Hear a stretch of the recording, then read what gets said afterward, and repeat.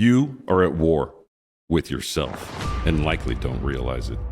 Your thoughts, beliefs, habits, and actions often sabotage you.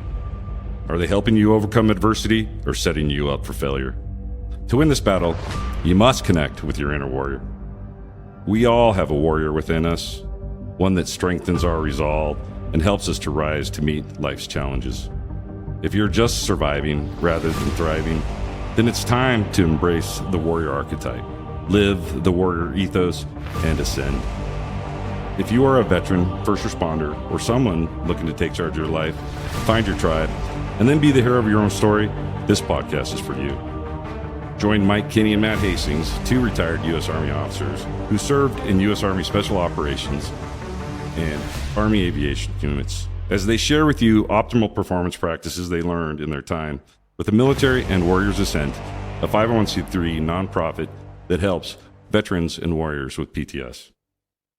Well, all right, everyone, welcome to the Warriors Ascent podcast with your hosts, Mike and Matt. We've got a special guest, Amy Schonhoff. Super excited about that. So let me start, as always, by asking, have you ever found yourself in a situation where you're going through life, you're having an interaction, whatever it might be, the day passes and you're like, holy cow, I don't remember any of it. It's just a blur. I just kind of felt like, man, I was going through the motions.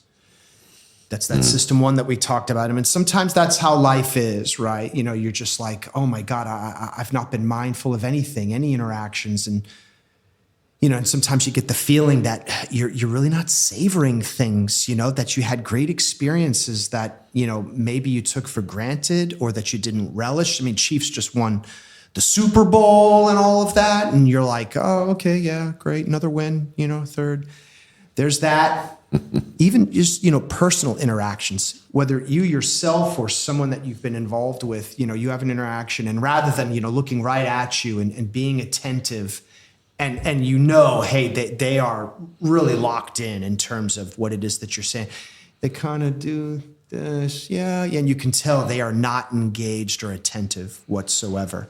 And how off-putting that is, right? Mm-hmm. And if you're guilty of it yourself and you're wondering, why don't I have, I'll say, deep and engaging relations? It's because if you're on the phone, while you're talking to your wife or kids, that may have something to do with it. So that's another thing that I'll say is often out there. Lastly, I'll say, have you ever found yourself in a situation where, man, bad energy, or I've got a bad attitude, or oh, that wasn't good. This situation or this individual or whatever it might be, it really just gave me a bad feeling, and now I'm in a bad mood, and your attitude ends up, it almost seems like it's, foisted upon you and you feel victimized by that. If you've ever been in any of those situations and we're wondering if there's a way to potentially remedy that, like, hey, what is it that you can do maybe to be, I don't know, more attentive or more attuned to life, or, to say, feel more positive energy or not be, I'm not going to say a victim, but victimized by other people's negative energy or whatever it might be. If ever, you've been in a situation like that, well, we've got good news because we've got the pro. we've got Miss Amy, who's going to speak to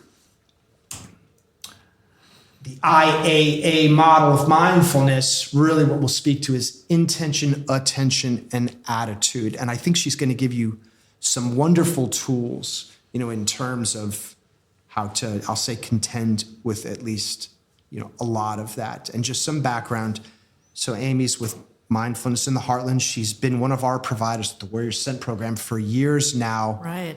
Yes, love her to death. I mean, I've learned so much from her. Every interaction, I continue to learn from her.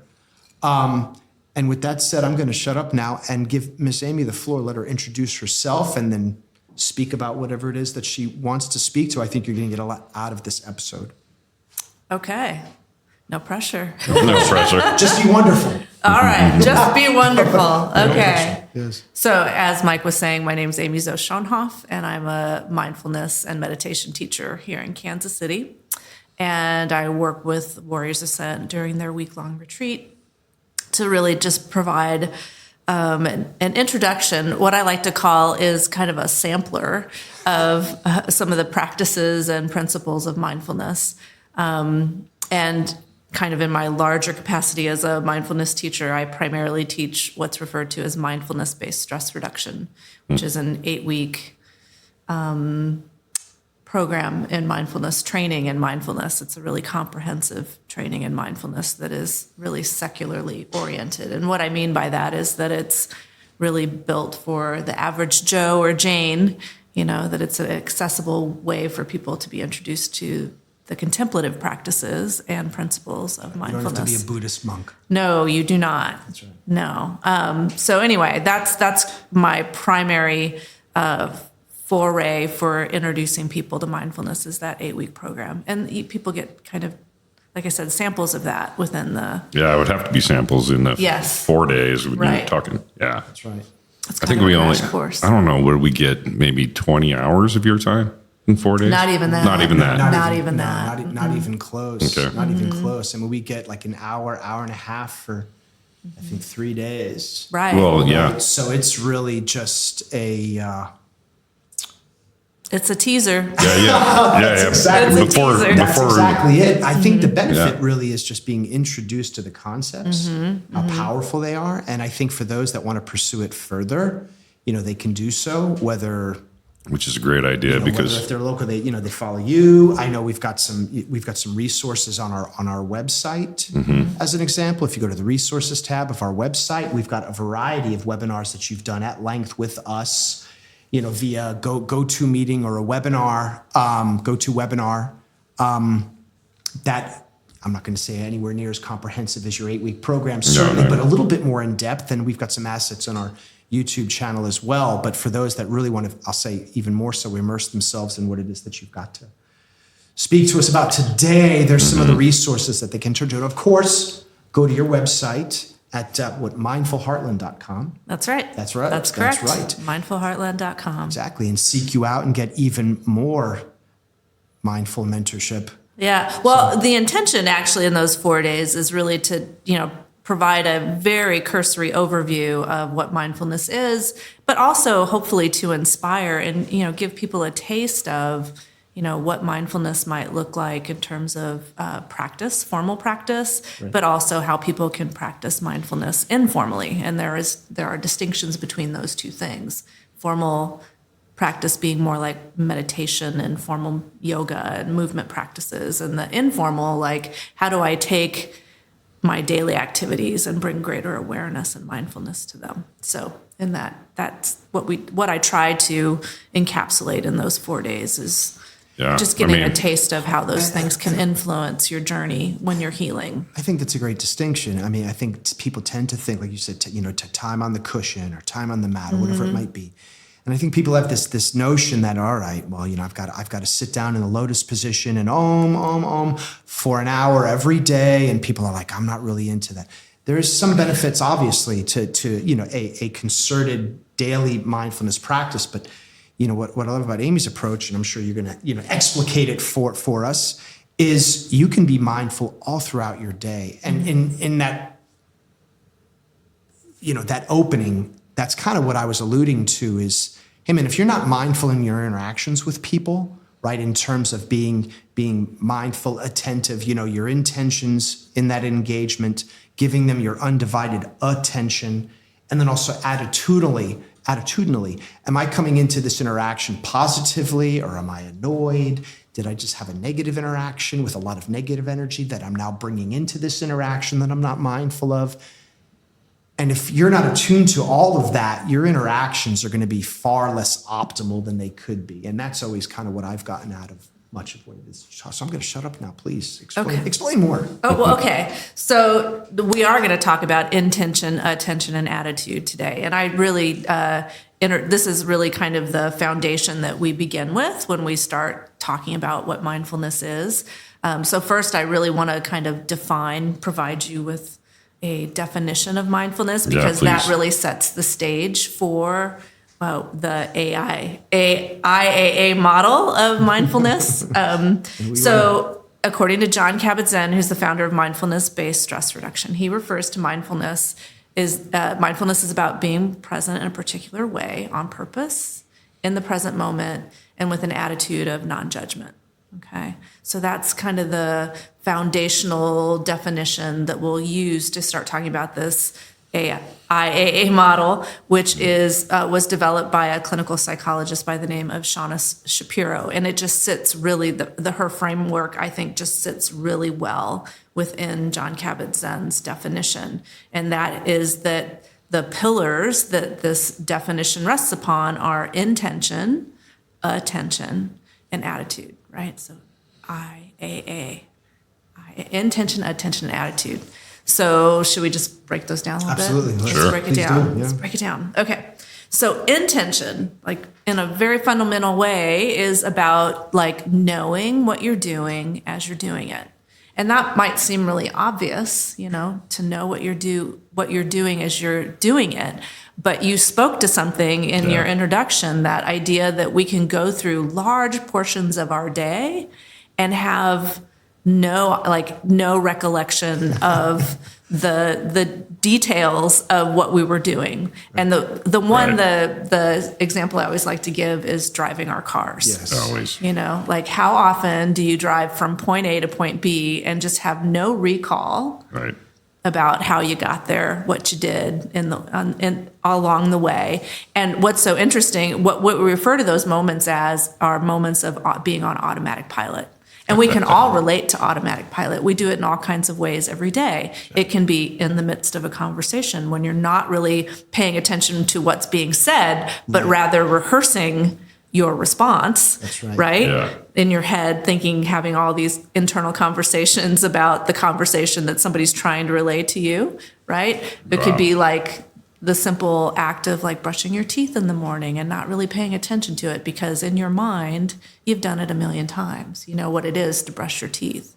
And I would like to say that, autopilot, so many of the things that we do that may not be as skillful as they could be, often serve a purpose, right? So our autopilot, in many ways, when we're on autopilot, it's a time-saving device, right? It's just that we do it too often. And we check out in moments when we really need to be checked in, right?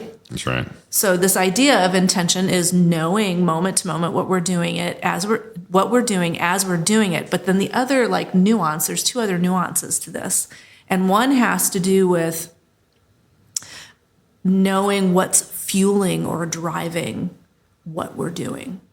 So when you think about intentionality, what is the energy behind what I'm engaged in right now, right? And you use this example of being in conversation with someone and, having kind of the residuals of a bad engagement, right? Or perhaps the memory of a bad engagement with this person or someone who's like this person or whatever. If we were to check in with ourselves in that moment, if we were really bring presence to our direct experience, we'd be able to notice oh, I'm really agitated right now, right? It's being able to notice that too, what is driving me in this moment. I have a perfect example today. I have one of my children is just really good at showing up and asking for something exactly at the moment that I have absolutely no energy to give to them. I am in the midst of something deep and really trying to get something done, and suddenly they need something from me, right? And I was noticing in my response to them, that curtness, Right. please get out of my space right now so I can finish doing this. Right. But it's this moment of recognizing I'm not showing up in the way I want to show up with my child in that moment. I'm laying on them something potentially that might make them feel bad about themselves when it's really just about the fact that I'm engaged in something really intently and wanting to get it completed. So how is that influencing? How is that driving mechanism influencing how I'm showing up? And that becomes really important to our daily lives as well. And then this leads to this third piece about intention, which is our values. Bringing awareness to how we say we want to be in the world and how we show up, right? How we actually show up. And if you don't have awareness about those intentions when you're walking into your moment, or bringing awareness to your moment when you're living your moment-to-moment experiences. I'll say it like that. If you don't have that awareness, oftentimes you may be driven by things and behaving and engaging in ways that you would be mortified, especially if you're checked out, especially if you're not paying attention, that you would be mortified about like how you're showing up, because it might be so, off center from where you say you want to be. Yeah, you see that. I see that a lot, where somebody claims they want this, but they act this way, and you're like, well, right. That's two separate things. You can't get there that way. You can't get there from here, right? Mm-hmm. Yeah. Reminds me of that Saturday night skit. You remember Saturday Night Live skit? Of course, yeah. Can't get there from here, Yeah. So it's really important to have this kind of foundation of knowing or having awareness of intention. What's driving us? How is it aligned? And what is the kind of feeling behind it? What is it? Is it something we want to kind of be disseminating out into the world? I often use, do you remember in the training we talk about I use a lot of driving analogies because I think they are so relatable. Yeah. And we talk about the rumble strips Right. along the side of the road, and like, what is their purpose? And what is the purpose of a rumble strip? Wake you up. 'Cause Right. people are doing exactly that. Yeah, they know Right. it. Mm-hmm. They get your attention. Mm-hmm. They tell you you're moving out of your lane. Mm-hmm. And that's what intentionality is. It's recognizing, oh, I'm either in my lane or I'm not in my lane, right? Yeah. And it's the mechanism by which we can bring ourselves back. It's often referred to like as the compass of the heart. Boy, and you got to be really truthful with yourself on this. I think that's one of the hardest things about something like this is going, okay, hey, wow, I recognize I'm bringing this curtness to my family, and I need to stop it. That takes, I don't know how you get there. Well, that's the double-edged sword of this practice, because once we have awareness, then we have choice, right? Yeah. Then we can do things differently. It's also incredibly humbling. Like, there's no point, at least in my practice, and I've been practicing for over 30 years, life just sat me down today and reminded me, this is work that is perpetual and ongoing in our lives. And it's good to be humbled. It's good to remember that there's no graduation. There's no point at which you can be an expert in terms of knowledge, experience, but in terms of mastery of your humanness, to me, that's a lifelong. It's an ongoing thing. Yeah, yes. It's a lifelong endeavor. I think that's what the masters know, is that there is no end to it. The practice is daily. The practice is the practice. Yeah. And that's when you're a master. Mm-hmm, mm-hmm. Yeah. Well, some of the things that you've, I'll say, introduced,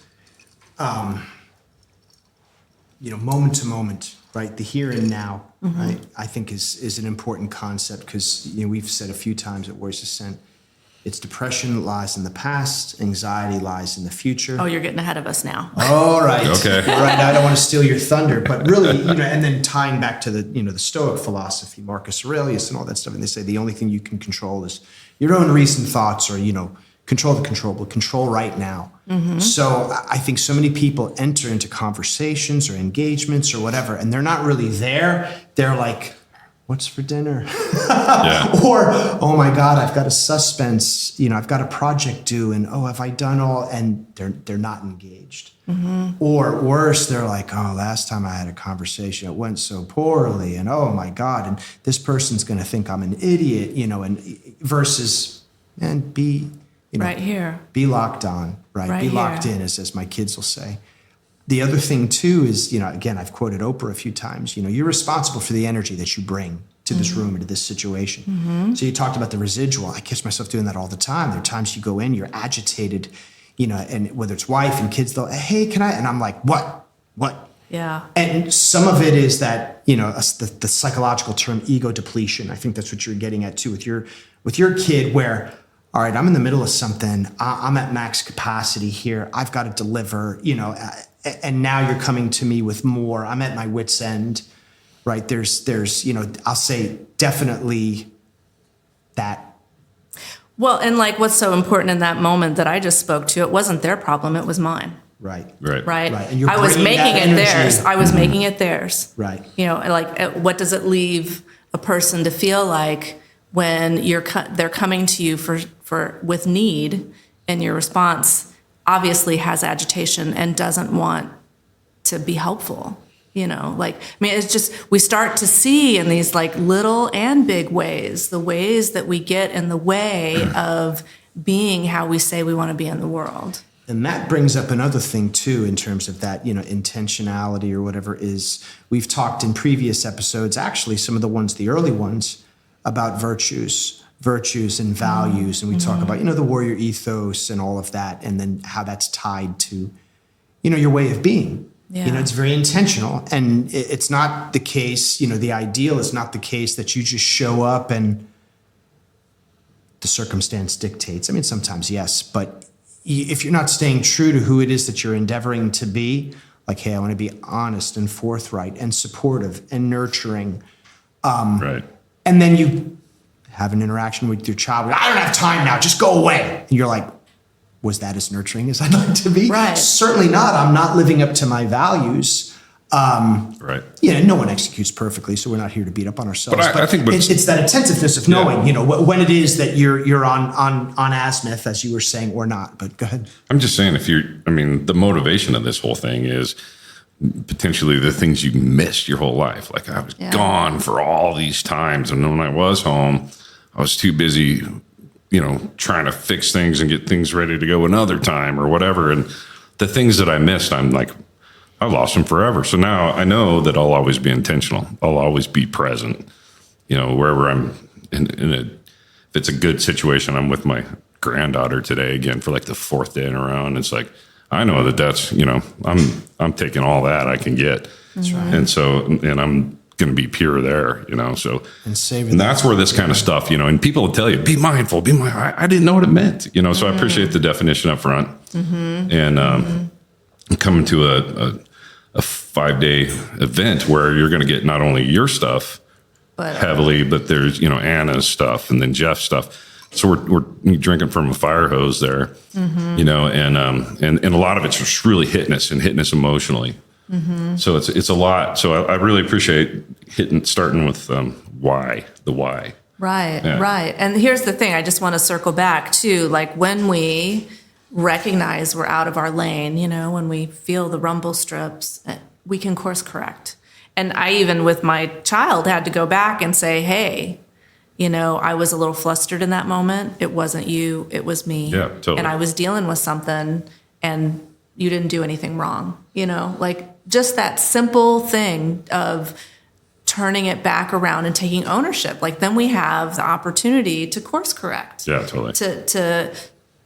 Because ultimately we will all at moments watch ourselves. Make a mistake. Yes, Yeah, thank you. totally. I was going to say fail, but Yeah. make mistakes. I helped you with that. Yeah, And the FCC thank you. will thank me. No, it's like to your point, like when I've executed at my best and I know and I'm aware, you know, and my kid comes in or something, I'll be like, hey, I'm busy right now. Give me a moment. I want to give you my full attention. Right. Rather than be, yeah, you know, and knowing that he's going to be like, yeah, he's not paid. It's like, hey, bud, let me finish this in that way. And then you put that.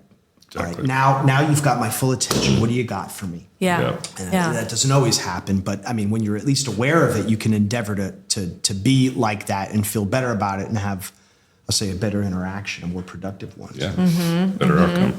So, you know, this is one of the ways that we get off of autopilot, you know, to bring awareness to what's fueling us in the moment, what intentions are present. And even as we practice, you know, like many times before we sit down and do meditation or begin a day of practice, it's like, what is going to be my driver as I move into this day or as I move into this session of practice, like to really establish intention, awareness of our intentions as we walk into whatever activity is we're doing can be really helpful and fortifying to staying in the moment and being aware of what we're doing as we're doing it. See, that's another great point. So, I listen to that Brendan Burchard guy, you know, high performance. Oh, habits. yeah. Good dude. I mean, I like his stuff. But one of the things, he'll say, before a meeting or an interaction, he'll be like, release tension, kind of meditate, like, let me relax. So that negative energy, if you've come off something bad, you kind of, hey, let that go.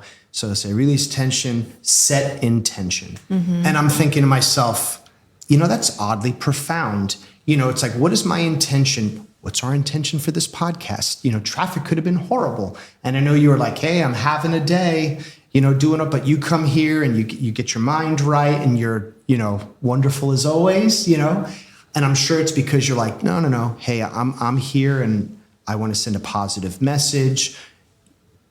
Not to belabor it, but I think being intentional in, what it is that you want out of this interaction or how you want it to go, and not just have it be like an emergent property. Well, I'll just react to whatever energy they give me versus, no, I'm going to come in, I'm going to be positive, or I'm going to be whatever it might be. I think that's important. Right. And it can move us out of what I should be doing, back to what I want to be doing. So let's move forward. Okay. Because there's a lot more to cover, and we've only just begun. So I know the second piece of this has to do with attention, right? Okay. And people are more familiar with this, the lack of attention that we all have. Those silly phones that we have that keep us distracted. I am forever agitated by the fact that I'll pick up my phone to execute one activity and I'll end up somewhere entirely different with absolutely no intention. Does everybody get that? Never did what you started to do. Yeah. We're just so easily distracted by bright, shiny things. Yeah. So the other pillar that this rests upon, this pillar of mindfulness, is the cultivation of attention, really learning how to focus and concentrate the attention, and recognizing that our attention is much like a lens of a camera. We can have a really focused and drawn in attentional capacity, but we can also have a very expansive attentional capacity. And so we're learning how to cultivate that, to have some awareness of how focused we are and concentrated we are, but also how expansive we are, and really developing that capacity. That's a lot of the training of mindfulness, is really learning how to pay attention, because if you can't pay attention, you can't really know what's happening in the present moment. If you can't bring yourself here, you can't attend. So that's a large part of practicing mindfulness, is cultivating attention. And there's research that suggests that being in the present moment, learning how to develop this capacity to be right here, right now, and bring the attention to the present has, health benefits in terms of mental health benefits. Because the people who do dwell, take their attention into the past and ruminate on the past, tend to be more inclined to be depressed. And the people who tend to ruminate about the future and all the possibilities of things that could go wrong tend to be more anxious. Like we can instinctually kind of understand that. So being right here, right now, being able to focus on what's right here, right now, can have kind of mental health benefits for us. And another reason why mindfulness is so important to develop, that skill set is so important to develop. And then finally, the last piece is attitude, and this is like the quality of attitude that we're bringing into the present moment. Like, how are we showing up? And the things that kind of inform that are qualities like being curious. It's really important to be curious. And that's something we, honestly lose sight of. When you think back to when you were a child, when you were very young, you enjoyed being curious. It was nice to explore and try to understand things, and we asked lots of questions. And if you notice, as we go through our life cycle, we ask less and less questions. So part of what we're learning how to do is cultivate an attitude of curiosity, so we can kind of investigate what's happening in the present moment. Like, why are things the way they are? Why do I feel...